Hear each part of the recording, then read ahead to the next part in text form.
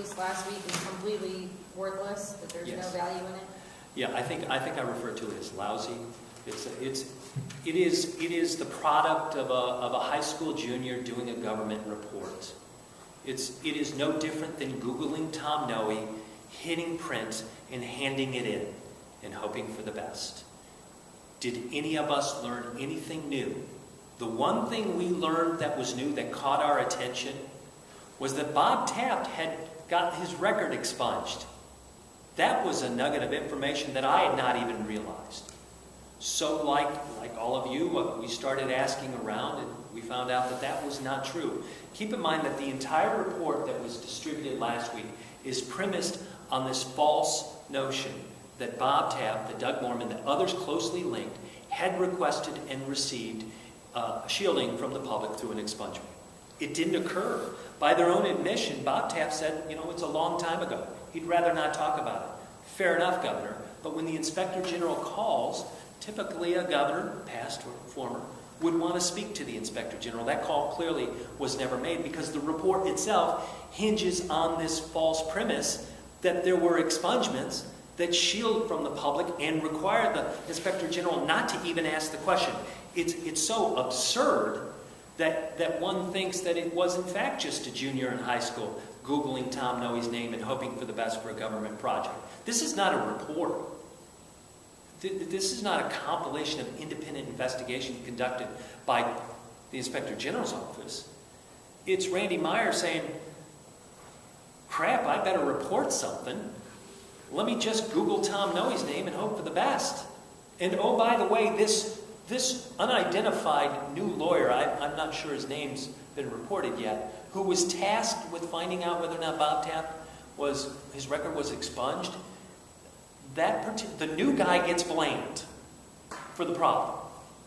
This new guy comes into Randy Meyer's office and says, well, everything's expunged, and Randy Meyer goes, oh my God, what time do I have to be at my next Republican fundraiser? Long answer, Jackie, I apologize. So does he need to go because the report's bad, or are you saying that it's a longer record of the missteps? The first report of Coingate, subsequently, happened almost 10 years ago. I think it was 2005 when the crimes occurred. Mm-hmm. So to say it happened almost or 10 years ago.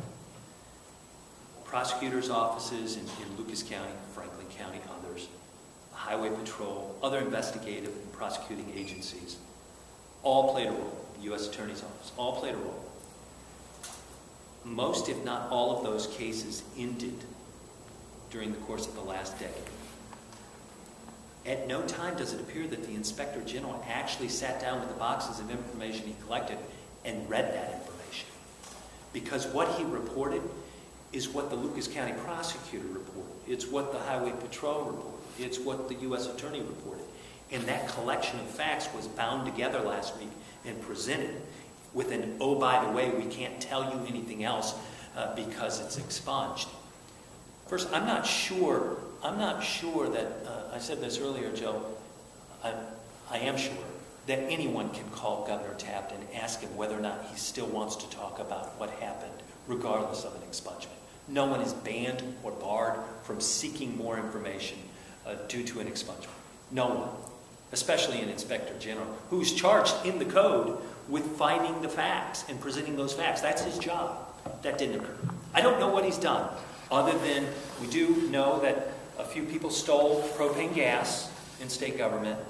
There's evidently widespread use of computers for pornography in state government. And ODNR had some rangers or some wildlife officers who used in-state tags for out-of-state hunting. It's been a busy year and a half, 2013 and 14, as we eagerly waited this report. I think, given the fact that Randy Meyer's and Charles' budgets were increased so dramatically by the legislature, you remember that, don't you? And that additional resources had been provided to finish this report, to give him the tools to do the work. I don't see an end result. I don't know what they've done over there besides track propane and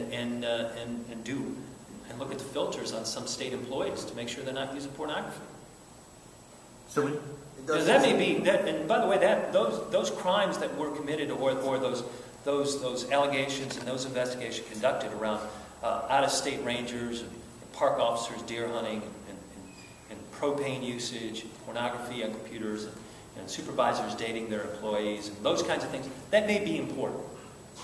I make no judgments right now. I make judgments regarding the most important scandal to rock state government that brought down so many elected officials in 2006. No one ever talked to Tom Nomi. No one. so do you disagree when Randy Meyer says that he would like to see a change in state law so that he could talk about and look at expunged records? It's just silliness.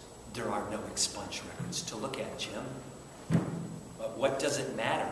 Does he need a state law to figure out whether or not it gets dark at night and light in the morning? It has nothing to do with this case. There were no expungements.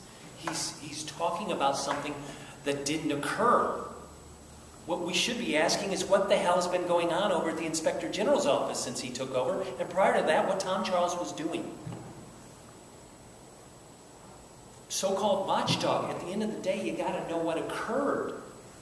A recommendation to the legislature, don't be bad. Tough recommendation. Wow, hard hitting. Don't steal money. Okay, good. Good advice, Randy. Appreciate it.